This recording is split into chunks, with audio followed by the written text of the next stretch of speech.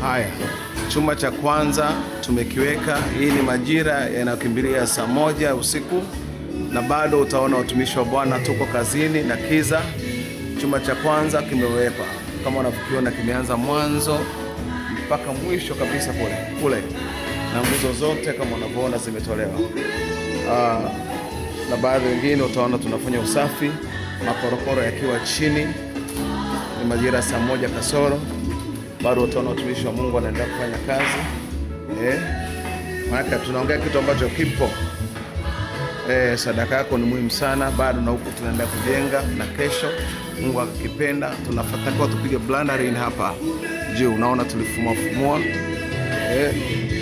Utaona na huko bodi bado zinaendelea. Mungu akibariki, tuma sadaka yako. Sadaka yako itazungumza kwenye maisha yako leo na kesho. Neema ambayo Yesu ameweka juu ya maisha yangu izungumze juu ya maisha yako katika jina la Yesu Kristo. Unapotuma sadaka yako, Bwana Yesu akakuinua, akakuponya, akakubariki na kuzidi. Namba ya kutolea sadaka ni 0715 442 334, na nitaiandika.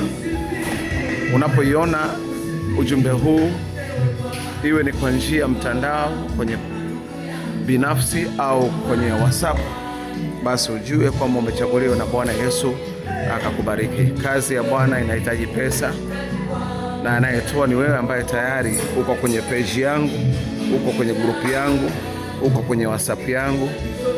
Maanake unakuja kanisani, Mungu amekupa wewe, ukanijua kwa njia moja au nyingine, ukafanyika rafiki, jamaa, baba, ndugu au mtoto wa kiroho.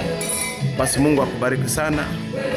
Nasubiria nikiamini kwa kwamba Roho wa Mungu atakugusa na utaenda kufanya hilo, ili tusidhinikiwe hapa. Sadaka hata utasupport hata vijana wanaofanya kazi hapa mpaka sasa hivi saa 1, na kesho asubuhi saa 2 au saa 1 ya Jumamosi ya tarehe 4 bado tutakuwa hapa, kwa sababu kazi itaendelea, tuweze kumaliza saa hizi. Mungu akubariki sana wewe ambaye unaenda kutuma sadaka yako. Bwana Yesu akajitukuze kupitia wewe, na ile haja ya moyo wako ikimpendeza kwa neema na kibali akamalize katika jina la Yesu Kristo wa Nazareti. Mungu akubariki sana.